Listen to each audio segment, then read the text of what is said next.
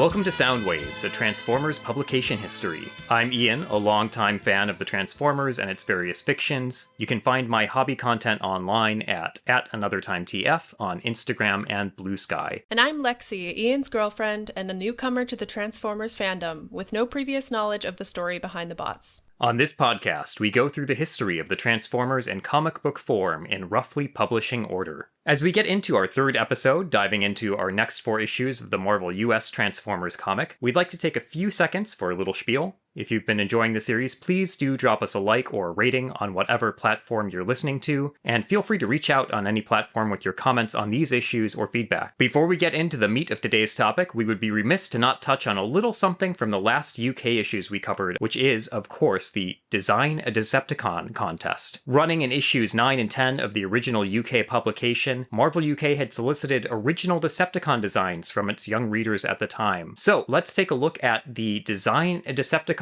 contest circa 1985 Marvel UK and pick out some of our favorites. We won't read the names of our young submitters, and I'm certain they didn't expect at the time that their creations would survive to be a subject of fan interest, but let's take a peek. My favorite is Stryker, with his wonderful accordion arms and lush purple, green, and red color scheme. He obviously turns into some sort of stag beetle horned jet plane. Well, it's funny you say stag because my favorite and the one I relate to the most is Stag Burner, with its many triangle shapes, mainly just triangle shapes. And it looks like it transforms into a jet with legs and then just a jet that flies. Unclear if it has a face or not, but I like that. We love that for him. My runner-up is, of course, a man who needs no introduction, Decepticon Boat. Now, as you'll find, there's a real dearth. It's sort of an underrepresented alt mode throughout all of Transformers fiction. Very few boats, so we're happy to see one here, of course. My second favorite, my runner-up, the long-lost twin of Ravage, Night Stalker, who is very clearly like a wolf form or a fox form of Ravage, which I love. Very similar mechanics, a gun on its back, just, a quadruped creature of some kind. Now, Lexi, Night Stalker has been described by some, not by me, as being, and I quote, just Ravage. What is your response to this? This is original, unique, amazing, just diabolically beautiful.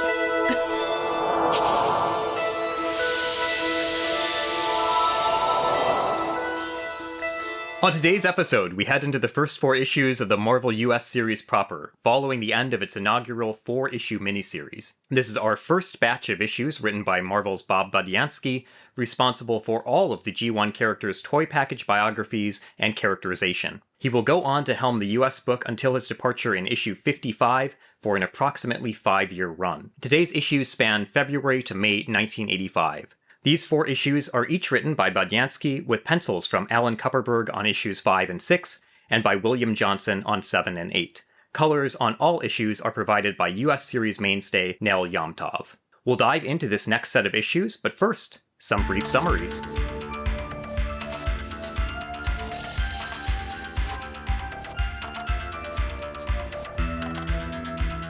Issue 5, The New Order.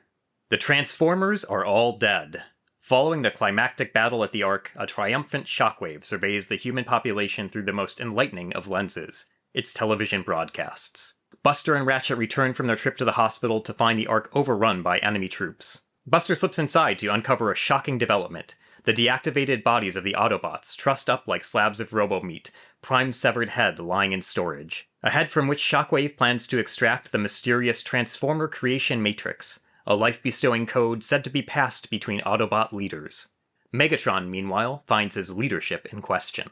Issue 6, The Worst of Two Evils. After being largely unaffected by an onslaught of a strangely well-fortified defense system, our new Decepticon commander, Shockwave, takes over industrialist G.B. Blackrock's main oil drilling platform and moves into his strategy's next phase. Buster and Optimus have a meeting of the minds, and Megatron breaks free, battles Shockwave on a football field, and promptly loses, ultimately swearing fealty to his new commander. Issue 7, Warrior School. Having confirmed Buster's report on the Ark, Ratchet and his human companion head into the woods below Mount St. Hilary to plan their next move. After partying with some local college students, all too happy to accept Ratchet's presence, Ratchet sends Buster, who is suffering from sudden headaches, home, while he steels himself to check in on his former ship. Issue 8, Repeat Performance. Ratchet finds the lost Dinobots stuck in a tar pit in the Savage Land and learns of their story through Slag's memory circuit, seeing how they were able to fell Shockwave in the ancient past. Meanwhile, Shockwave attacks the Blackrock aerospace plant and is on the cusp of the birth of his new Decepticon army. Megatron meets with Ratchet to learn the secret to taking Shockwave down.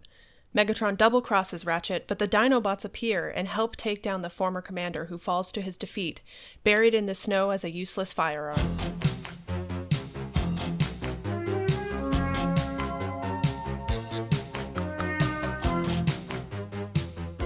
Lexi, before we get into the main content of our issues today, I do want to check in on some of your predictions from last time. Is that okay with you? Yeah, let's do it. Do you have anything to say for yourself? They were all spot on. I was right. Everything's fine for the Autobots. They're doing great. They're all dead. So your predictions were, I've got 3 main ones written down. Number 1, the Decepticons will go off and lick their wounds and recover. I'm going to give this a basically true. Yeah. Your second prediction was, the Autobots will be fine and recover too, and will go on to make friends with more humans. Ratchet. I would give this a 50%. So, that's generous. Make friends with more humans? Yes. Well, Ratchet does make friends with some more humans. The Autobots are not fine and have not recovered. They are not well. They are all dead. And your final prediction was Shockwave and the Dinobots will do something. Hey! I'm going to give this a 100% true. 100%. Yes. I hope you have your predictions ready for the next set of issues. Oh god. I'll think of them now. So, Lexi, you're Marvel writer Bob Budiansky, and the year is 1985. You've written dozens of character bios, helped launch a property and serve as its de facto creative director, in addition to now helming scripts for its monthly promotional comic, which has showcased over its 4 issues, probably less than a third of the cast currently on toy shelves. What do? You spend 4 months with no heroic characters present except for the team medic. At the same time, you also take out the main villain leader still being sold on toy shelves and bring in a new character into that position. So right away, this feels like such a disconnect or such a disregard in a really refreshing, I think, wonderful way for what this should be doing as a promotional series. There's almost complete ambivalence, I think, to it operating as a toy promotion vehicle at this point. Yeah, it definitely feels like an actual comic. I know I mentioned it to you as I was reading, and I felt it very strongly that in these issues, I could feel like, oh, the story has now begun. Like, this is where the story actually starts. We're not just getting names thrown around or lore dumping, which I adore lore dumping, but it feels like we're actually getting to learn about characters, who they are now, and dive into it a little bit more deeply, which is great. I really enjoyed these more than any of the others so far. So we should clarify, this is the Ratchet episode. This is the Ratchet arc. Yes. He's the only heroic character present for most of it. I would like to know, I think it would be interesting to find out how it affected Ratchet toy sales at the time, if it affected it at all, or... We're moving Ratchet. Yeah. Ratchet. Yeah, Ratchet and Shockwave really are the only ones getting pushed here. Megatron a little bit. So it's really 3 characters in focus this time. It's Ratchet, Megatron, and Soundwave. Ratchet, Megatron, and Shockwave for, 4 months of the book, for a good chunk of 1985, and a good chunk of our time period with this first batch of characters. So, as you can probably guess, Lexi, every year of new toy product, there would be a new batch of characters that will come into the book. But for this initial batch of 1984 characters, this is a lot of their page time, and it's taken up by, being dead, and Ratchet being the sole character at the fore. But yeah, you mentioned to me actually as you were reading these, or just after you'd read these, that you sort of forgot it was a promotional comic, or that it had a tie into a toy line. And I think your comment was, it just feels like it's telling a story. Yeah, I just fully was invested in the story at this point. Yeah, but I think we're both on board with the idea that this is kind of where the book starts. And you mentioned the lore dumping and exposition. And I think, both of the US and UK issues to precede this really feel perfunctory in nature. I do have a good time with them in certain aspects, and I do really appreciate a lot of the setup that's done on the early US issues. I think they're creative and entertaining in their own right. But this is really where it starts to feel like someone is aiming a little higher with the storytelling elements, and that will continue to snowball moving forward. Yeah, it feels like a better start. I also did really enjoy the first issues that we read in episodes 1 and 2. But this one, again, as we said, it feels more like we're actually taking off now. We're actually beginning the story. I also have a question. Did they have a like limited edition just Optimus head, like oops, only the head of Optimus as a Transformer toy? They did in, are you ready for this? 2024. Okay, that makes sense somehow.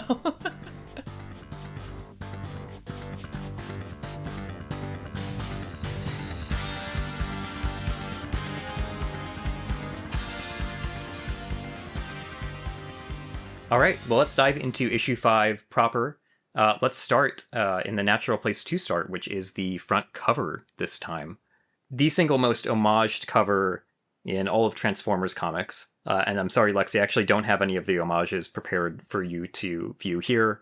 There have been a number in subsequent series over the years. So this is the cover with Shockwave standing, posing on the front in front of a wall.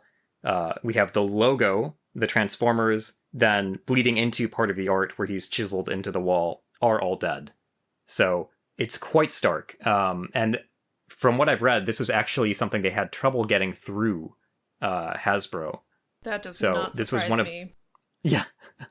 Yeah, this is one of the rare times where they seem very hands-off and very trusting of the storytelling. But this is one of the things where apparently the Marvel editorial office really had to fight to get this through, and they were adamant that this was their best cover so far, and just a really great cover in general. But you can definitely see why Hasbro would have gotten cold feet about issue 5 going onto the shelves, proclaiming that all of the characters in their new franchise are dead. It's quite upsetting. Honestly, amazing move. Just, I love it. It's inspired. Covered, by the way, by the late Mark Bright. He passed away just within the last, I think, year or 2 years. But yeah, this has gone on to be a much homaged cover. So I guess let's start on the opening pages. So we get sort of a jarring introduction to the issue where we have a full splash page, which is a scene referencing the sitcom The Honeymooners, which was like a really sort of lowbrow, sort of lowest common denominator American sitcom in the era. And then that splash page in black and white goes on to a second splash page of Shockwave in his lair watching multiple TV feeds of different references to shows or just genres of TV that would have been popular at the time. And all of them have a little bit of an ironic bleakness to them. So you have the Honeymooners riff, which is just sort of sexist and lowest common denominator. It's this schlubby character talking about how his wife will kill him if she finds out he accidentally spent all the money. You have a reference to Let's Make a Deal game show where the host is telling a contestant in a bunny outfit to take her time with a decision, but then says, okay, take your time. You've got 3 seconds. And then below that, you have some sort of drama where it's 2 people kissing, and the line is, I've loved you ever since I saw you at my wedding. And then there's a relevant, story-relevant news clip. But all of these give way sort of humorously and dryly to Shockwave watching and just saying, very illuminating. And I think it's a great page. It's a great introduction to the issue. It's doing something that will be a running theme of these issues where the focus is really on human-transformer interaction. And more so than in most of the content here, this is sort of a bleakly ironic take on it. I always like in this story when the Transformers are really curious about humanity. Obviously, Shockwave is curious in a dark way. Like he just wants to know so he can get the upper hand, and he wants to know how to defeat them. And obviously through his study here, he finds that there's nothing to worry about. He will be fine. This will be a piece of cake for him. I actually hadn't thought about that, but now that you mention it, throughout this 4-issue little arc, which is what this ultimately is, it's kind of the Ratchet Shockwave arc. And I hadn't thought about the parallels there, but they really actually are given some similar moments in terms of both of them studying humanity. And all of the Ratchet moments and all of those takeaways are sort of delight and curiosity and commonality with it. And Shockwave's moments of studying the humans and talking about the humans with other Decepticons aren't these beneath us? Won't this be so easy to conquer? Yes. So yeah, some interesting parallels there. Yeah. No, I think it's really fascinating. And obviously Shockwave is one of the bots that is much more robot leaning in terms of everything that he does, the way he talks, the way he feels little emotion and functions mainly on logic, or at least he purports to do so. And then the opposite for Ratchet, where he's very human leaning. Like, he is always the one to save humans. He's always one to, be super curious about the world around him and what's going on, wants to learn more. So yeah, I find that fascinating too. Yeah. In general, just one more note on these pages. I think in combination with the cover and the different writing style, these opening pages just really signal, I think, a sort of reinvention of the book, where it really feels like there is almost a mission statement going from that cover into this opening page where it's so jarring. It's a whole splash page of a sitcom scene blown up in black and white with a different inking style. And then on into that second splash page of Shockwave watching all these scenes. It really feels like the visual presentation is getting a little bit bolder, and it feels like a shift in more ways than one. Definitely. And then we move into the double splash page of all of the Transformers hanging up dead like slabs of meat. And yeah, the shift is very palpable there. Yeah, that's quite it's strange to say, but it's sort of a graphic page. This is one of the instances where, and the book will really run with this, it can get away with a lot because they're robots. Yeah. Yeah. I mean, yeah, imagine that being heroes or something. They would not be able to do that. Yeah. Yeah, you could never get away with that were it a different sort of main character set. And yeah, I guess this is our first instance of what I can only call robot gore, which will be used more and more readily as it goes on. But there's a sense of freedom definitely to how far the series can go because its cast is ostensibly robots. Mm-hmm. And it really has its cake and eats it there too, because they are, of course, fully sentient, living emotional characters. And boy, will it mind that later when it can start permanently removing characters, which it gets to do so with an abandon that no other media with this demographic could get away with. Yeah, I mean, here, even though they're all dead, you kind of have a feeling like, of course, they're going to come back somehow. Even so, the weight of these pages, you can still really feel it, and it makes it more interesting. It makes the story feel like it has actual stakes, whereas before it was just kind of, I mean, just the introduction, right? But yeah, it really brings you into kind of a more interesting storyline. Yeah, definitely. And I think actually this is something where the opening mini sets it up to do this, because we had the Gears issue in number 3 where Gears died from that fall, and there was quite a bit of dialogue expended on the idea that, well, he may be dead now, but this doesn't mean the same thing to us. As long as he's rebuildable, we can fix him. Mm-hmm. So for me, I think that might have been an intentional setup for maybe plans to do something like this, where we've established just enough to really hit the sweet spot of ensuring our child audience that this is fixable, right? This will be reversible. Right. But also allowing for this kind of shock and for the idea that, oh, they are really dead at the same time. Like, it can still achieve this shock. There's no fake out here, Mm-hmm. but it's salvageable. And quite literally, they're salvageable. And we have Gears in issue 3 to establish that. Yeah. Going on, the series will find more and more ways of making death explicit. But right now, it's really purposely putting itself in this area of, well, they're robots. So what does death mean? They're fixable as long as, their parts are still around, as long as they're, repairable. Mm-hmm. And at this point, it will really use that to simultaneously have drama, but also, I guess, a sense of reassurance that allows them to make those more dramatic moves in the first place. Yeah. Moving ahead, I like the scene, I think just one full page or two of Shockwave just kind of dragging Megatron for his failures as commander. He's like, you gotta explain to me, how did you mess this up so badly? Especially being called out for taking what was a fully functional nuclear power plant that could have, worked for them and given them energy source they could tap into for forever, potentially. And just making like a wonky castle out of it. And he's like, what was that about? What was that? Yeah, it's great. So this is where we find out that Shockwave has sort of this evil Spock characterization where he runs on quote unquote pure logic. And he just starts, dragging Megatron for all these failures and oversights. And that one's pretty funny because it's been set up by the series before that as well. Mm-hmm. And then he just kills Sunstreaker, who I forgot about. Sorry. Yeah. Oh, yeah. We should talk about Sunstreaker. As he's talking to Megatron to make a point, he picks up one of the deactivated Autobots and lasers it in half. And it's impossible to tell due to the colorization here, because it was miscolored from all the way from the original printing until the most recent reprints. But the body drawn there is Sunstreaker, who, Lexi, very fairly you don't remember because he's never been a standout character in the comic. He gets one sort of crowd scene, basically. He's the yellow one who's not Bumblebee. Right. And this is only relevant to bring up because, as you now know from reading the end of this section, all of the bots are secured and Ratchet can start to salvage them. They will all come back. Sunstreaker will remain absent basically the entire book. There will be multiple comments later in reference to Sunstreaker maybe being unrepairable, and it stems back from this unfortunately miscolored panel, so that whole bit of continuity is lost. But yeah, one fairly permanent death from this. More to say on that down the line, I suppose. But yeah, Sunstreaker's out of commission for quite a while based on this panel. Yeah, kind of another Robogore moment there. I do want to point out before we get too far away from it, one last bit with the Shockwave TV scene at the beginning. Our final TV vignette is establishing the Blackrock oil rig, which will become a plot point moving forward.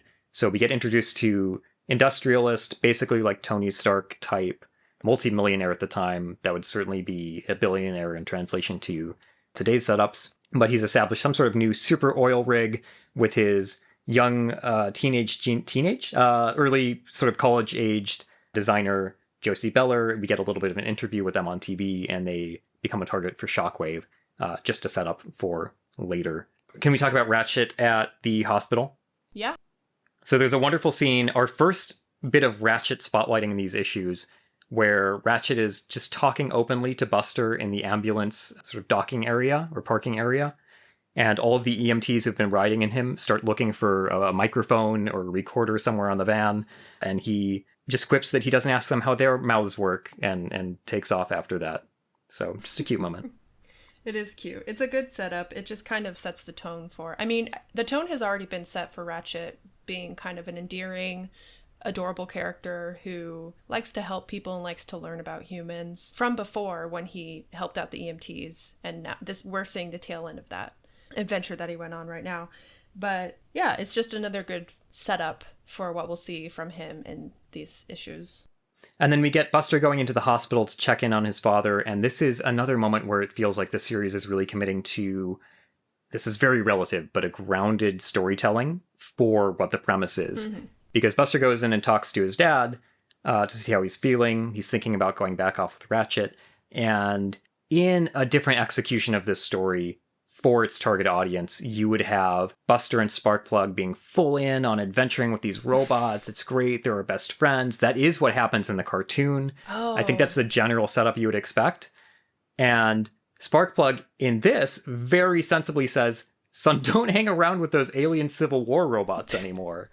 They're bad news. And Buster begrudgingly agrees in a very dramatic single-tier panel. Very soap opera comics. But yeah, it makes all the sense in the world for the adult in the room to say, please don't hang out with these Civil War robots anymore. Yeah. And it's part of what the series does moving forward, where it treats the conflict in a relatively grounded manner, and that will tie into themes down the line as, spoiler alerts, only because I've told you this before already, but generally in the Marvel series, the Transformers are bad news for everyone around them. So mostly negative consequences to their presence, and it very sensibly starts to identify here that although there might be friendly ones, maybe having giant walking metaphors for civil war on your planet is not great. Maybe they're not the kind of people you should go hang around with. So that's set up here. Yeah, it grounds it and it makes it weighty again. Like you can feel that, okay, it's not just like an adventure time with cool, funky robots. As you would expect it to be played, especially for promotional purposes. It's like, oh, and imagine yourself adventuring with these robots rather than like, Jimmy, don't go hang out with these Civil War bots. Like, yeah, they already gave me a heart attack. Exactly. Yeah. Not great for sales, I guess. But again, I think it goes into making it more of a real story grounded in what people would probably realistically react, like how they would actually react. Quick note on Kupperberg's art. I don't think they do anything after these two issues. Their style is, I think, generally quite readable, and everyone's nice and identifiable. They really sell the splash pages. Their bots are very sort of tall and geometrical. Mm-hmm. That's all. It's serviceable. In general, these are quite easy to read, I think, visually. Yeah, no, I liked it. I guess that's all I have to say for this issue. Should we talk about the... Yeah, oh, we should talk about the Matrix. Let's talk about the Matrix. The first mention of the Great Matrix and then also the Creation Matrix, is that one and the same? Yes, presumably. Okay. So this is where we start getting little things peppered into the dialogue, like the primordial code or by the Great Matrix. I think you noted while we were reading there are multiple mentions of these sort of unclarified aspects of Cybertronian mythology that start getting peppered in here. Yeah. And I did ask you, you're aware generally from sort of pop culture and the little bits you've seen from different media, there's quite a mystical element to Transformers fairly consistently as it goes on, which is, I guess, not something you would expect just from the premise, but it's a really consistent element of the franchise. So this is kind of the start of that, with these little references to these sort of objects of lore that start popping up. And then we get clarification that the Matrix is the Creation Matrix, which Shockwave explains to Megatron it's a code or a program that grants Transformers sentient life, and it's passed between Autobot leaders every few eons. So he surmises that Optimus Prime should now be in possession of it, which is why he keeps his severed head around, intending to extract the Creation Matrix code. Right. And which is why I said Optimus is the Queen Bee. He's the Queen Bee. Yeah. He makes all the new Transformers, and he then is also the one who is giving them sentience, which I didn't actually note beforehand. Like I didn't make note of that as I was reading it. I just was thinking, oh, he just makes, like with that code you can make new Transformers. But the fact that their sentience is also tied to it is interesting. So if that is lost or taken away or something, would all of them just turn into hunks of metal? Like, I'm curious now as to how that might play into the story later. But yeah, I like that little lore addition there. I've obviously heard of that before because we did watch the one movie together, and the Creation Matrix is in, I think, the Michael Bay movies too. Some mention of it. There is, oh boy, so there is a different item that starts in the Bay movies and has been adapted into a lot of versions that came out after that, called the Allspark. Which is yeah, often a physical cube or some sort of item, and that grants Transformer life. So, okay. Sidebar on the Matrix, without spoiling too much for Marvel. At this point, the Matrix is established as a creation code that gets passed between Autobot leaders. Shortly after this, the cartoon in its movie will do a different version of the Matrix, which is just a symbol. It's a mystical artifact. It's a physical item that's a symbol of leadership only. No ties to creation. And the cartoon has its own creation item. Marvel will later establish a physical item that gets attached to the Matrix code as well. So it has something physical that it's carried in and also passed between leaders. But as it goes, the Matrix is established sort of consistently as the franchise evolves as a physical item denoting leadership with some other mystical, vague properties. So that incarnation is what we see in 1, where it's a mystical relic that symbolizes leadership that is lost. Right. And in place of that, there are various items that different continuities use for establishing life and sentience. And ultimately, basically everything post-Bay movies has used the Allspark as a separate mystical item for that. So as it goes on, we've got a Matrix, which is for leadership and mystical problem solving, and an Allspark, which is for life. But at this point, we have this singular idea of a creation matrix, which will later sort of split out into those two artifacts in the greater expanded lore as the franchise goes on. Okay. Interesting. Did any of that make sense? 100%. Yeah, it did make sense. Okay, I didn't know if I was explaining that well enough. Yes. Okay. That makes total sense. Okay. I'm interested to know more about that and see how it changes over time, as you mentioned, and then also about the mystical side of things, their religion, all of their beliefs as Transformers, because they say things like by the Great Matrix and by the Divine Weld and things like that. So right now it's just fun, exclamations that they use, which is interesting, but I want to know more about those. Yeah, I think definitely at this point it's just for flavor. Yeah. But it sets the tone for... It gives springboards for things later when both sides of the book start to lean into those elements a little bit more. Yeah. Last note from me on continuity. This is something I had never caught before, but I found this as I was doing a little bit of extra research on these issues. So on the final splash page of the issue, where Buster discovers Optimus Prime's severed head, there's some sort of tube hooked up to it, and it's feeding into a box making a zit noise, right? Mm-hmm. And this apparently is meant to signify the Matrix data going out of his head. And this is used for those 6 upcoming Decepticons who are teased in a future issue in this batch. Mm-hmm. When they get to the airspace plant later, Shockwave says, oh, these will be our next 6 Decepticons. We just have to build bodies for them. And he's got some like brain casings all ready to go.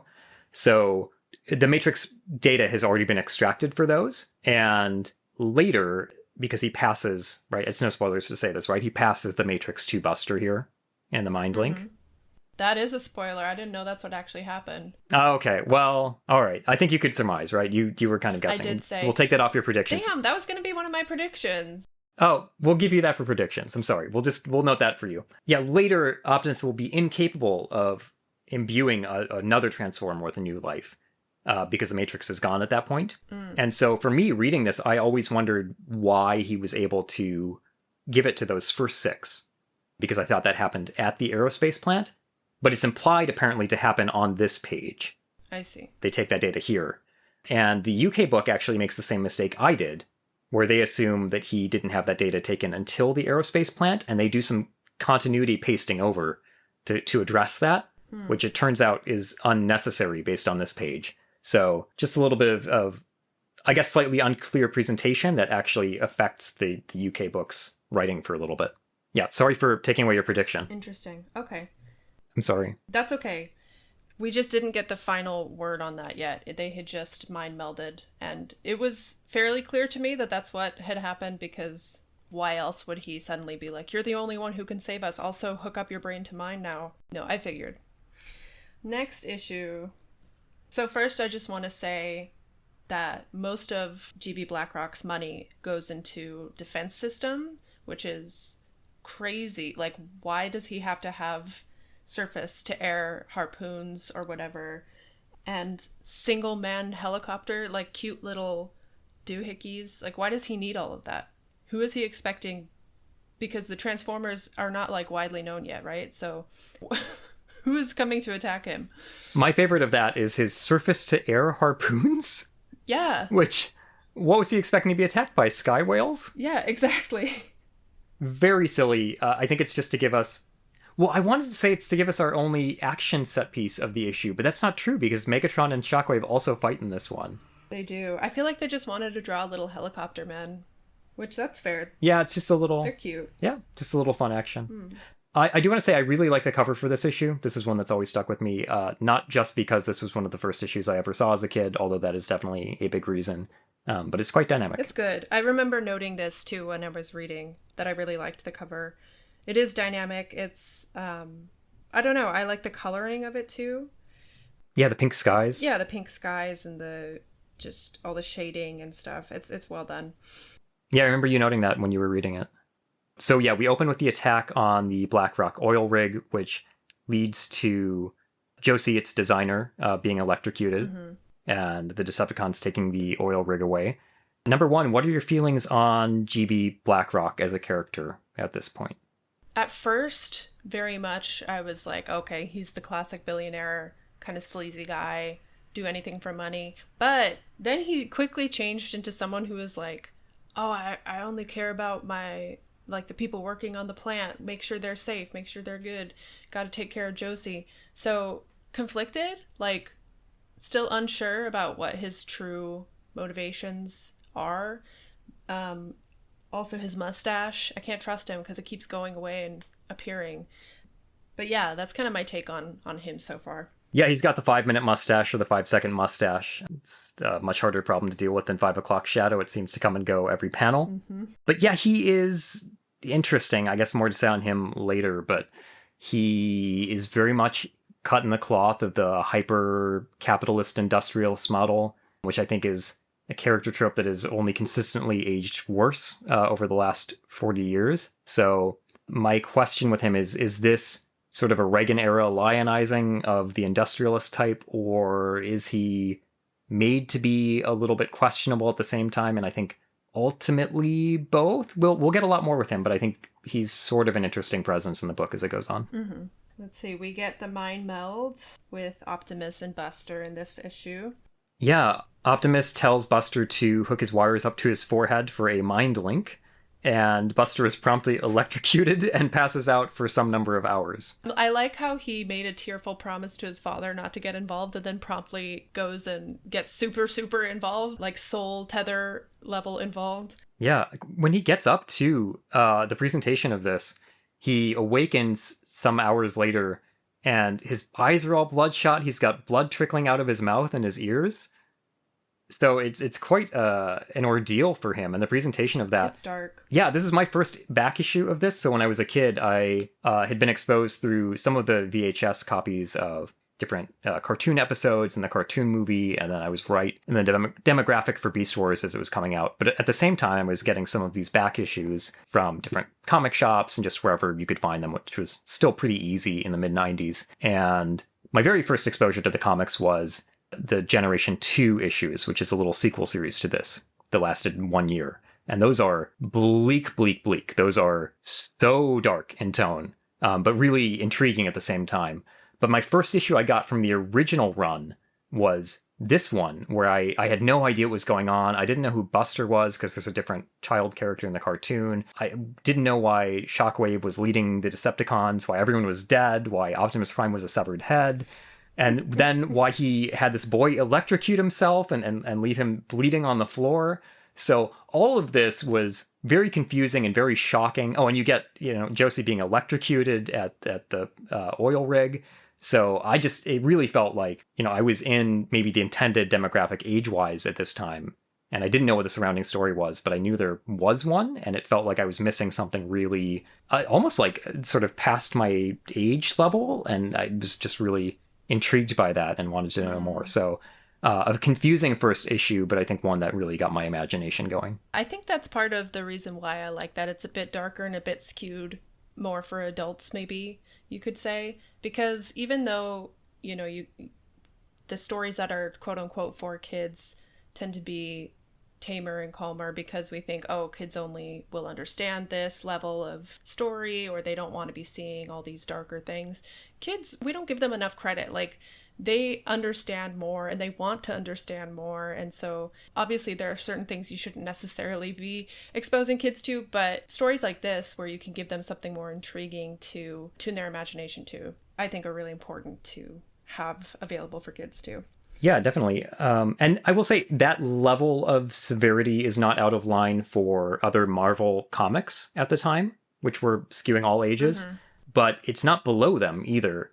So again, it's right in line with what you'd expect from a quote unquote proper Marvel comic at the time. And they're really just writing it like one, but it happens to have the springboard and source material of this toy line. Yeah. Then we get the battle between Megatron and Shockwave because Megatron has freed himself. They land in a school football field where they're in the middle of a game. Shockwave shocks Megatron and wins the battle, takes over once again as commander, kind of forces Megatron and the rest of the Decepticons to kneel and just further solidifies his leadership. Yeah, after this is it for Megatron being in control of the Decepticons for ever? A good. I don't want to give too many spoilers because we can get predictions. No spoilers, but wow, that's kind of surprising. Don't get too used to Megatron being in charge. Yeah, but he's fully deposed as of the end of this issue, swearing fealty as well. Yeah. And then we end the issue on the bleak note of Ratchet and Buster hanging out outside the Ark. And the narration is, meanwhile, two souls, one organic, one mechanical, huddle together, seeking comfort from the despair that begins to fall over them, like the evening chill that settles on the mountainside. End issue. It's pretty bleak. And this is the theme moving forward. Very rarely will we end an issue from this point on anything that is not either a cliffhanger or a little bit of a downbeat ending, with some exceptions, but vanishingly few straightforwardly happy tied bow endings moving forward. Issue 7, we crash into a college campsite, or I guess a campsite of college students, rather, where they're partying. At first, it's a little bit scary feeling and they feel like they're being attacked, but then it's just Ratchet and Buster and they're like, it's okay, dudes, we're chill. Also, I was, a partier back on Cybertron, says Ratchet, which makes me feel like, okay, what are Transformers parties like? I want to go to one of them. Do they have Cybertronian alcohol? Like, do they get drunk? Is there any of that? I feel like it just made me have a lot of different questions about Cybertronian life. Yes, and I've got the answers. I did say immediately that I thought Cybertron parties would probably be awful. But you brought up, do they drink? Do they have drugs? Things like that. Yes to all of those, and we will see those as the book goes on. Wow. Okay. Yeah. So, yeah, I don't know what Ratchet was getting into, but yeah, he likes to party. It's one of the main things we learn about him. He's very curious about Earth. This is the Ratchet issue. This and the next two especially. This is my favorite issue, I think, of the book so far. Number 7. Ratchet is great. I think he's top at the moment. Yeah. I would question your taste if Ratchet were not your favorite character so far. I think it's impossible for him not to be. Yeah, he likes to party. Apparently, he's a young, I guess, relatively. I don't know how their ages work really, but young doctor, former partier, just fascinated by Earth culture. I will say I really like, and it complements this issue, I think, a lot. I like William Johnson's pencils on this. He's got a slightly more detailed style and a slightly more dynamic, expressive style that I think does these really well. I really like the art style on this as well. Ratchet encounters a group of college students partying in the woods. He destroys their campsite by accident, and it leads into a string of really fantastic, I think some of my favorite in the book, sort of fish out of water or cross-species interaction moments. So Ratchet knocks over a tree and says, "Oh, I'm sorry about this brown pipe I knocked over. Oh, your terrain is so uneven and rough. It's not like the surface of the planet surface I'm used to." So many great little moments like that. He doesn't understand that hot dogs are supposed to be cooked over a fire instead of with laser scalpels, which he assumes everyone has. And then we get one more reference, I think maybe the last one, to the fact that they thought they were scanning native life forms when they scan their vehicle modes.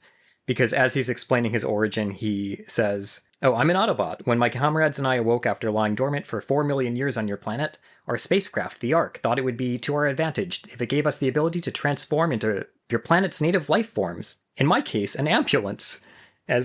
Which is, yeah, just in native life forms, in my case, an ambulance is so cute native and funny. Life form. I love all his bodisms and yes. Trying to relate to the Earth and the people and beings on it. And the people are welcoming. Yeah, I love that after that spiel, he's like, "Any questions?" And they're like, "I think you just answered all of them." And then they just want to party with them. Yeah, they're like, "You can hang out with us, Robot Man. We're right outside Portland. These kids are high." Yeah, oh yeah, they're keeping it weird. But then things turn a little sour when Buster gets a really bad headache brought on by, as a side effect, I assume from the mind meld. What is the actual term for that? Mind link. Okay, the mind link with Optimus. He plays it off. He says he's fine, but they decide to go home after that. Yeah, Ratchet sends him home with the college students who offer to drive him back, which seems unsafe. Based on all the partying they've been doing. They're all drunk and high. But thankfully, Buster gets home okay, and Ratchet stays at the Ark to investigate. Again, I like that they're splitting off. They're not just keeping Buster in the danger. It's, again, this sort of grounded treatment of it, where Ratchet says, "No, go home. This isn't a place for you anymore." And again, it's not this typical child adventure, "I'm going to hang out with you and we're going to do this together" shtick. He's not luring him into his Porsche. No. Certainly, we've come a long way. We cut to a Blackrock aerospace plant, and we have some workers going in past armed guards. Lexi, you asked why there were so many guns outside the building, and that's immediately answered by the issue as being protection following the attack on the oil rig. And we have our first instance of someone, I guess our second instance of, in the opening miniseries we have Ratchet becoming a cassette, but here we have Soundwave going into his cassette player mode, sitting inconspicuously on the ground outside the building, just waiting for an employee to come and pick him up and take him inside, which miraculously someone does, and they're so happy to have found a little cassette player to take with them. But boy, were there a lot of flaws in that plan, I feel like. Yeah. What if everybody was like, no one wants it, you know? Yeah. What if everyone sensibly was like, "I'm not going to take that random cassette player that's sitting there." Yeah. But someone takes it. We get another little human moment with some workers talking about they're sort of being put off by all of the security and trying to punch in without being late. Oh, if you punch in late, maybe those guns will get turned on you. It's just a little bit of worker banter beforehand, which it didn't need to do, but keeps going out of its way to give us, which I appreciate. And then Soundwave transforms and dramatically breaks out of a locker, which is great. Some really dynamic panels of Soundwave here. So on the page after he breaks out of the locker, he has a panel where he's simultaneously shooting and sending out Laserbeak and giving sort of a shrugging motion. It's almost like a JoJo pose. Yeah, it's like very dramatic. I just appreciate the dynamism of the art there. Oh, and another one on the following page 10, where he's got sort of a sassy walk as he's pointing to a screen behind him. He's very sassy. I do like Soundwave. I was going to say I really appreciate all the little human moments we get, and we're seeing less and less of the, like, what we saw in the earlier issues, I feel like, was just anytime we would get a human aside, it would be like a quippy one-liner to be like, this is, what a rough time this is, you know? Well, I don't get paid enough for this. Yeah. But we do have one here. I just realized it's as Soundwave is shooting people in the facility, the two people we began with, the two workers we started this part with, are running away, and the guy in orange says, "I take it back, amigo. Being late for work is a good idea sometimes." So we still get a little bit of that. We do joke here. We do joke, but it's less. We cut to the hospital for check-in with Josie Beller, who has been paralyzed by the attack on the oil rig. And bleak. Yeah, it is bleak. There's some real collateral damage here being shown to us.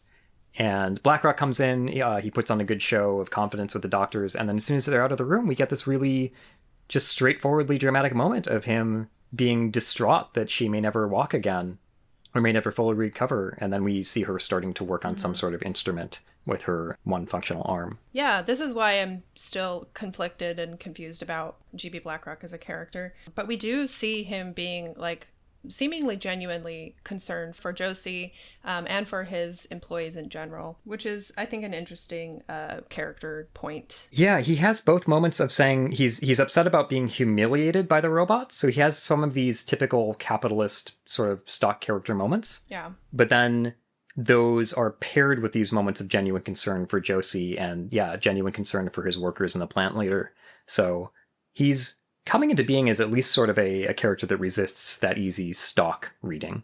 Mm-hmm. Not a whole lot of depth, but at least it's not like we're just given a type. Right, which I appreciate. Back at the Ark, Ratchet is seeing his slain brethren strung up like meat, and the floating head, well, it's not floating, but the head of Optimus. The very wired head, the grounded head. Very grounded, very wired head of Optimus. He talks with Optimus for a little bit, kind of gets an understanding for what's going on with the creation matrix, and then he realizes he'll have to kind of be the one to take on the warrior helm for a moment rather than the healer helm. Can I say also interesting moment from Optimus, or at least a better characterized Optimus than I feel like we got in the previous UK issues, where he's only a head here, but he's a little bit more genuinely inspiring or caring feeling. He gives Ratchet a little pep talk, and he's acknowledging that, this burden shouldn't fall on him, but he'll have to live up to it now. And as he studied to be a medic on Cybertron, he can study now on Earth to be a warrior for this moment. And it feels much more genuinely caring, or it's not just the warriors to arms shtick that we got last time. Only a few lines for him here, but yeah, as I said, they took away his pecs and abs, and that's what gave him the good character change, I think. Yeah, we had to take away the pecs and the abs to change him. Yeah, the machismo is gone, so yes. That's good. Then we get a moment of Buster in his dad's garage with his girlfriend Jessie and his friend O. He has a moment of coming to the defense of his father, because Jessie is saying, oh, Buster is the smartest kid in our class, like he can learn how to put these cars together, or he can, become a mechanic easily. And Buster comes to the defense of his father, who is a mechanic, and he says, he's worked for over 30 years to become as good as he is. And so that's, at first I laughed a little bit at it because it seemed a bit out of character and a bit out of like left field for that moment, but I don't know, I think it's quite sweet, actually. Yeah, I mean, yeah, his dad's in the hospital, and I like this too, because the opening mini established that they don't really connect over his father's career. He has no interest in it. And this is a moment of, yeah, someone accidentally, meaning to support him, but accidentally belittling that career by saying, oh, well, a smart high school student with no experience, how hard can it be? And in this heightened moment where his father's in the hospital and there are all these emotions swirling, he comes to the defense of his dad and wants to claim that what he's invested his time into is important and isn't something anyone can do.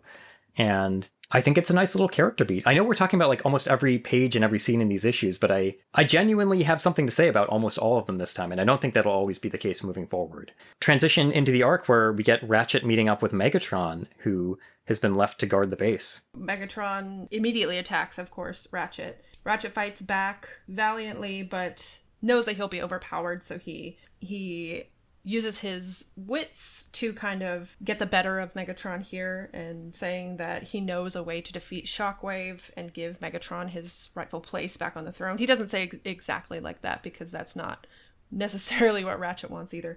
But this is what kind of gets into motion the need for Ratchet to go and find the Dinobots to understand how to actually defeat Shockwave and bring that information back to Megatron to then get the Autobots free. Megatron attacks, but he also protects the base. Yeah, it sets up our next issue. Ratchet has to think on his feet here because he's not a warrior. So this is really the first instance of this as a broader trend in Budiansky's issues, where it starts with Ratchet here, but he will consistently take the more intellectual and pacifist coded characters and give them arcs rather than the most machismo-riddled, action-oriented characters he can, with maybe one exception who also gets their own wrinkles. But yeah, I really appreciate that here. And then he'll build these stories around conflicts of character and interactions for these less traditionally heroic figures, and it starts with Ratchet here.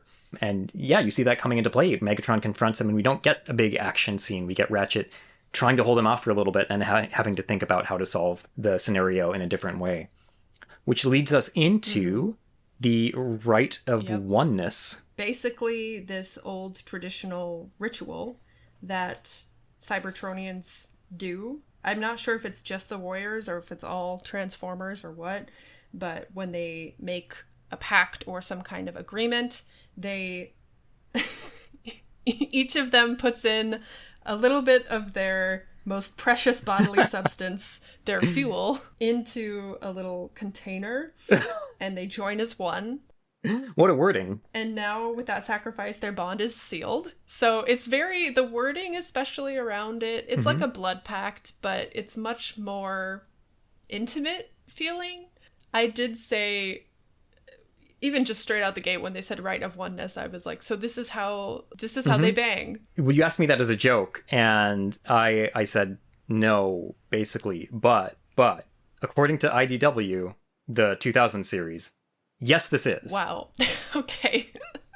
So they have something that comes up there, which, yeah, actually it does perfectly answer that question. Their mating ritual in that, or their like marriage or partner ritual, is to exchange what they call their innermost energon, which is a fluid or like a fuel somewhere inside their like deepest components that they then exchange and give to their partner symbolically. So yes, the series will eventually, the franchise will eventually say, yes, this is how they bang. So you were spot on there. Okay, Megatron and Ratchet are married now. Yeah, the mixing of fuels. Also, just in this, it's quite a barbaric seeming ritual. So this is sort of at odds with what we know of their planet before this, which is, it's this cybernetic utopia.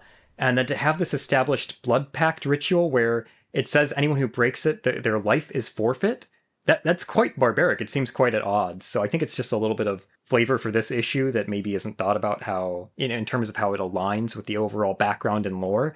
But boy, that sticks out as this really sort of traditionally, warrior-centric cultural element that we have that's suddenly introduced here. It's interesting though, and I feel like it still aligns with the general feel of the series, at least so far from what we've gotten, because there's been so many references to the warrior race and the Transformers as like these strong fighters and things like that. And I think naturally with any sentient race, I mean, you're going to get some weird holdover like traditions from maybe their origin, maybe from long ago that kept the order somehow, and now is just holdover from that time. So I think it's a really interesting, bit that I do buy, like in terms of even though they could be a really advanced race, they're still going to have weird traditions and rituals and stuff. Yeah. That's why we still sign most of our contracts here on Earth with blood. Yes. The blood ritual. One final note on the Rite of Oneness. So for anyone who's read down the line, the Rite of Oneness is made retroactively into a really great bit of foreshadowing, which I will not say any more about here, but boy, does this play well on a second read. Also, this is the start of our sort of Megatron-Ratchet relationship, or rivalry. No, it's a relationship. Relationship. But they have quite a connection as the book goes on as well. And I just want to say in general, I think flavor-wise, ambulance versus gun as two opposing forces is way more thematically on point than truck versus gun. So I'm always waiting for a future take to do an ambulance Optimus. I think it's so ripe for it, or just an ambulance leader in general. And on that note, I really appreciate that both of our first two Decepticon leaders are guns of different types. And there's been much debate on the efficacy of turning into a little gun that has to be held by someone else for the alternate mode of the leader. And that's all fair, but the flavor of that is unbeatable. I think especially as an American, choosing sort of a mundane and ever-present symbol of evil and just a device that functions only to kill. I don't think you can do better in terms of picking an alternate mode for your transforming robot villain than that. Agreed. Especially nowadays, I think even more so than in the 80s. Absolutely. It's very poignant and relevant. For the same reason as you can no longer use that for toys, which has been a problem for the brand, it only feels better in terms of flavor, I think, in that sense. Yeah, definitely. Okay, issue 8, Into the Savage Land. It's one land, but it's many. There are many savage things there. So they're all dinos. Whoops, all dinos. The Savage Land is a holdover from Marvel, one of our little trailing remnants of the idea that this book takes place in the greater Marvel universe, and it is used in at least X-Men. I think it originates in X-Men, but it's used in different Marvel books. And it's this place in Antarctica where, in the modern day, there's still a pocket of sort of Paleolithic or dinosaur era creatures that still exist. So we get a cute little Ratchet moment again, where he is attacked by a snake, a huge snake. If you think about it in terms of how the scale of Transformers. Yeah, I didn't think about that, but it's a giant snake. Huge. It's like an anaconda or bigger. He's like trying to reason with it at first. He's like, "Oh, please do not attack me." And then he attacks it back with his laser. He mentions that he's curious about this pushy creature, this tube thing, but no, I cannot stop to further familiarize myself with it. It's just another nugget of him being really curious and wanting to know more about the world around him. He awakens the Dinobots, who I would say are lightly to minimally characterized here. We get a little bit of narration via flashback from Slag, who can no longer have that name due to its implications in the UK, but still Slag here, who really gets no characterization other than they're rough and tumble, they're go-getters, they finish what they start. And his speaking style is a little folksy, I think you noted. Mm-hmm. Yeah, the ol' arc, and it's ol with an apostrophe. So a little bit of characterization in the speaking style, but otherwise not a lot for them. Grimlock, who will go on to be quite a major character, and I think who you know just from Osmosis already. Yeah. But I don't even think he has 2 lines in this. Does he say anything? He says one thing in the flashback, and one thing at the end of the issue where he tells Ratchet, "Oh, you could have done that yourself," or "You didn't even need us here." And I think that's it from him in the entire issue. And that will be it from him for the next year of the US book, where they don't show up again for a while, leaving the UK book to do quite a bit to flesh them out, since they're not being used. After Ratchet learns about what happened between the Dinobots and Shockwave back in the ancient past, Slag wakes up and kind of starts attacking Ratchet because he doesn't recognize him. They clear up the misunderstanding. Ratchet says, I'm an Autobot, it's fine. And then Slag says, well, oh, why didn't you say so? We Dinobots never start a job we don't finish. And that got me questioning, like, were the Dinobots a thing before they landed on Earth? And you did clarify that, yes, they were like a special ops group or some kind of separate group from the get-go. But were they also always called Dinobots? Explanations vary. There's never a good reason for that. Okay. Or did they just take on that name because they thought it was cool or something after they became dinos? Unclear. I think in Marvel, ultimately, the explanation is the latter, where they were a group, but they took on the name Dinobots on Earth because they all became dinosaurs, and they knew what those were, apparently. They knew the word for them. Sure. Fine. That's fine. Sure. And then we get a little scene of a page I really like, which is a little check-in with Josie in the hospital, building some accoutrement to allow her to move. And I really like the last panel on this page. I don't have a lot to say about it, but I love the dynamic sort of sketched shading on it, as well as the lighting used in it. It's just a little bit of... It's more ambitious in its lighting and coloring than the book usually is, at least on the US side. And I like her little determined face. It made me really excited for what we can expect from Josie as a character. Well, then it's the showdown at the ski lodge. So Ratchet lures Megatron out to a nearby mountain to complete the deal and get him away from the Ark, because he can deactivate or blow up the Autobots with a switch if he remains there. And so Ratchet waits for him to renege on their deal and threaten Ratchet in spite of completion of the pact. So Ratchet shows him footage of Shockwave being defeated, which is actually taken from the Dinobots' memory banks. And then once he's given that Megatron threatens to kill him and the Autobots anyway, which then permisses him to break the pact in return, and he has the Dinobots ready and waiting, having never trusted Megatron. They go at it. Megatron is unbudgeable, but Ratchet manages to tackle him over the side of a mountain, or break off the snow on the side of the mountain, sending Megatron tumbling cutely into gun form down into the snow below, which he sinks into, ending the conflict of the issue. Mm-hmm. There is one panel during their fight that is really creepy, that I noted briefly while I was reading it, but just before Megatron is defeated, he knocks Ratchet over into the snow and he's laughing at him, and just the way his teeth are drawn, the way his mouth is drawn, it's very scratchy and sketchy, and it's dark, and it's just horror tinged. Yeah, so let's sidebar Transformer mouths. So we have that panel, and then the previous page, if I can direct your attention to the top panel of that page. I see it. So we get another... Yeah, it looks like there's just wiring or mesh in there, and that will vary by artist. So we get a number of different, all equally upsetting in their own ways, take on what is inside a Transformer mouth. Sometimes they have full teeth, sometimes they have tongues, which is awful. Sometimes they just have meshing or wires or like a microphone sort of pattern in there, which is also awful. So no matter what lies behind those metal lips, it's something you don't want to see. And unfortunately, we have to keep seeing it. We must confront the darkness to understand the darkness. And I believe that starts here. Yeah, I think no matter what, it's bad. Wait until you see what's under Optimus's mouth plate, because it is a nightmare. Oh, dear God. I've never... We get two different presentations of it, and both are awful. Oh, not looking forward to that. And we end on a cliffhanger as Josie blows up a piece of equipment in her hospital room.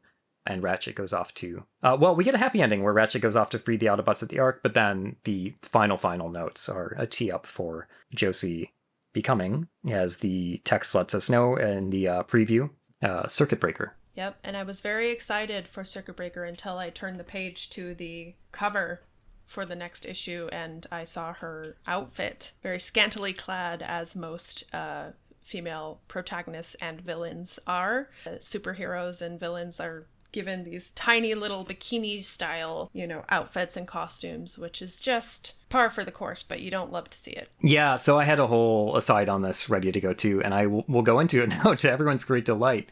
Yeah, well, just because it's on the cover for the next issue, we'll just get it out of the way here. So her costume is awful. Yeah. It's her wire mesh that allows her to move, and it's just basically over her nude body in like a tight leotard style pattern with a lot of skin showing. And it's just like something this is par for the course for 80s female costume design. Mm-hmm. But it's just like something happened if you were a male comic book artist or creative in the 80s where your brain just like, this is not an intentional pun, but you just short-circuited when you had to come up with a costume for a female character. And it was just, okay, I've got to make this skin tight or extremely skimpy or, bare legs, bare belly, like everything. And you would never do that for a male character. They get the full body costumes. It would just never occur to you to do that. And certainly it wouldn't have gone without an eyebrow raising if like a woman in comics had designed all male characters and like, just like nipple tassels and Speedos. So it's just really unfortunate. And that's why I think like having a feminist lens on fiction is so important, because it addresses it gives you a lens to noticing how unnatural that is and how unbalanced that is.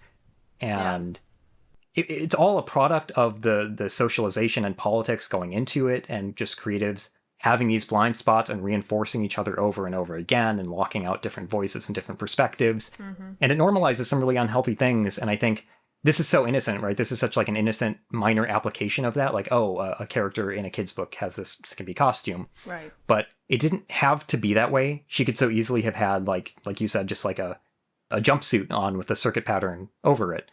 And you just know that like growing up with this, it affects your perspective on things. Like if all you ever see are women in your pop media pushed to the sidelines or giving these skimpy sexualized costumes, it affects how fully rendered you see them as people, which then does affect your interaction not only with fiction, but with other women professionally and as human beings. And it just belittles that. And I think like, this isn't even really my place to say, so I should hand it back over to you. Like, I'm not trying to mansplain. No, I was just going to say how, it's a very eloquent, well-put argument against these kinds of portrayals of women, which, as you said, were very common in the 80s, not just in comics, but in all forms of media. And it's continued to this day in different forms, certainly. But there's much bigger pushback now. There's a lot more women and queer people as well, being able to have their voices heard in these media spaces, being directors, being creators themselves, and being able to be in the room saying, oh, this is absolutely ridiculous. Like, first of all, practicality wise, how would she be moving around in this? She's a scientist, for God's sake. Like, she can't create some kind of an outfit that would be able to cover her more. It's just ridiculous. Yeah, it's really important, as you said, to have that representation, not only for, of course, the men and the young men who are reading it to see more interesting and various women representation, but also for the women reading it, obviously. It's important for them to see strong women who aren't just sideline characters or villains in skimpy clothing. Yeah, and I just think like it would have been so exhausting to, and it still is now, even when there's greater awareness, just to exist in that space and have that be so much of the media intake. And if you were, a woman creating in that space, to have that be the environment around you, I just think that would be so surreal and frustrating. And if you put yourself in that mindset or that perspective as a guy, I think that becomes apparent so quickly, just how unfortunate that is. And I'm glad we have greater awareness of it now. It's not a deal breaker on this book for me, obviously. I still have a lot of love for the series as a whole. There are a lot of things from this era that I think are extremely problematic on this front. I'm a big Dragon Ball fan too, and that, just that blows past this in terms of issues on that front. But it is a detriment to the work. Like it is definitely a blemish on it that I think deserves pointing out.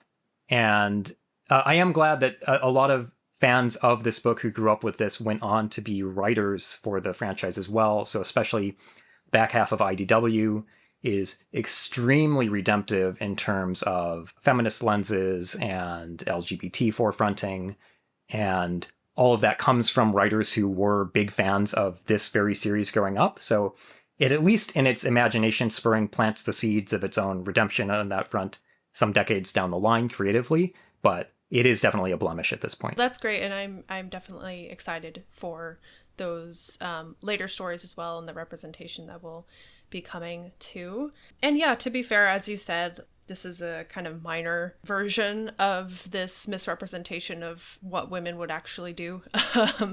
But yeah, as you said, I also love a lot of different manga, and most manga is very fan servicey, very Well, like the big Shonen Jump stuff, like the big Shonen Jump boys stuff, market, definitely. stuff, yeah. Yeah, very much like scantily clad women or women of strange proportions that is not realistic at all. So yeah, I consume that media as well, and it's I still enjoy that media, but it's always good. You can definitely still enjoy something and note that it has made a mistake in a certain way, and try to understand with a critical eye like why that is, why it's important to fix that moving forward, but that you can still enjoy that story and that media. Yeah, I think you have to. I think that's part of responsible consumption of media, and I think it's part of enjoying something as well to look at, if you're going to look at what it does successfully for you, not just in terms of, I feel like people do this a lot to talk about just in terms of pure enjoyment, but in terms of what space it's occupying as a piece of art, what speaks to you, and what it's reinforcing maybe in a negative way. All of that is important to grapple with and to explore on your own. I think you should be able to speak to both sides of something that you're really invested in, because I think engaging with it on those levels is really important. Okay, going into wrap up. Lexi, I want to check in with you on a couple fronts. I do want to say in general, I've got a little bit of thesising to do about the series, because this is where we really get the mode that Budiansky will take it in moving forward. We get so much great human interaction here with Ratchet, and as you pointed out, sort of a flip side of that in Shockwave and Soundwave as well at the factory. They have these scenes that are very dismissive of people. And I think this is where you can really start to feel the series dive into one of its main points, which is this idea of an empathy divide. And a lot of the conflict here boiling down to this irreconcilable understanding of empathy toward different people or different species. And this is part of why I like the Decepticons just being these imperialists in this book, because their whole shtick moving forward, it'll become more and more cemented that their idea is just, well, we have these advantages. These other organic creatures we're encountering are not even people to us. Why should we restrain ourselves for the sake of these beings that are beneath our notice, just ants to us? And on the flip side, you have the Autobots, starting with Ratchet here especially, really interact with them, and we'll get all of these little human interest stories moving forward. I love that scene where he just encounters the college students, just these incidental characters, and is curious and open and really sees them as equals and people to learn from and interact with. It's so easy to make that pat, right? That is the theme of a lot of standard good guy, bad guy pop media, right?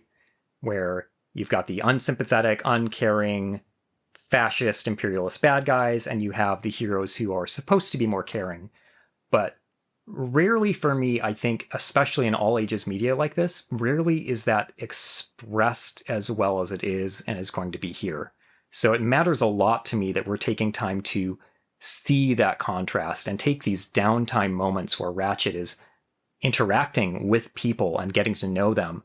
And as the stakes get more serious moving forward, and you really see more collateral damage, and you see more of the impact and negative influence of the war in general, and more of it taking its stakes seriously and becoming almost an anti-war book too, where intentions don't matter. There are still all of these negative outcomes to the conflict even being there. Having those grounded themes and actually showing what that divide of empathy looks like, for me, makes this fiction, which is colorful and silly and goofy and over the top, but speaks more coherently and more effectively to those themes than I think a lot of its brethren. So I think something like, Star Wars even, which is another just sort of its era. Star Wars. Yep. Good guy, bad guy, very similar dynamics at play, but I don't think you get a lot of those moments of, number one, seeing destruction at the Empire's hands. They blow up planets, but that's very intellectual, right? And you also don't have a lot of scenes of Luke and co just going around interacting with normal people who are suffering or at stake in this. And for me, I think this does a really good job, a shockingly good job for what it is, of presenting those ideas. And that will be something it just builds and builds on more going forward. So if you're sitting here reading this with me being like, why does Ian, who has this fiction background and likes like quote unquote serious art too, why is this so near and dear to him? I think that is really something that sticks with me. And I think within that, it has this silly springboard and it has its storyline source to be a springboard for creativity and ingenuity and the way they're forced to incorporate that and work it into the conflict themes and like escalation themes as it goes forward and their new gimmicks and stuff. That is all this fun, creative springboard that for me sort of makes it accessible and fun to engage with and can bring an all ages audience in and helps that medicine go down. That is sort of the core ideas it gets at, starting here and more moving forward. So that's my thesis for sort of the series, starting with this little 4-issue Ratchet arc. Yeah, it's much more relatable. It's much more humanistic and grounded in those moments where they get to talk with humans and, interact with, especially Ratchet, interact with people in a meaningful way. These are my favorites so far. Yeah, I think mine too. These are some of my favorites, not of the whole book, but this is a strong little run for me. Yeah, so Lexi, should we check in on a couple of things with you? Let's, number one, characters. Who is standing out for you now? And this can be holistic for the whole book, just tracking your reactions. I mean, obviously Ratchet. Ratchet is leagues above everybody right now because he has the most characterization. He's had the most opportunity to have that characterization, to be fair. We've been able to see his curiosity, his kindness, his background too, like not being an actual warrior, but having to rise to that occasion. He's the best boy right now. Yeah, no question. I agree. Ratchet's great. I don't know. I do think Shockwave is interesting just in terms of him being kind of Ratchet's foil in the way that he interacts with people and the world around him. It's just the complete opposite. You know, he's only there to be the unemotional, logical, separated commander and ruler of this new world. And then Megatron is interesting. I think he's growing on me just in terms of a character. Like he has to go through losing his command and trying to take it back and losing again, and who knows where he'll go next because he's just a gun in snow right now. I have predictions. Shall we move into that? Yeah, let's move into predictions.